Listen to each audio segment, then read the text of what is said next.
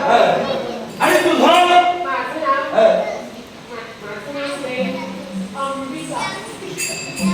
पुन्हा का अंबानी का अंबिका काकाचं नाव ठेवलं की का असू दे तुझं नाव मला आवडलं नाही पण राता राहिली ही सांग तुझं नाव काय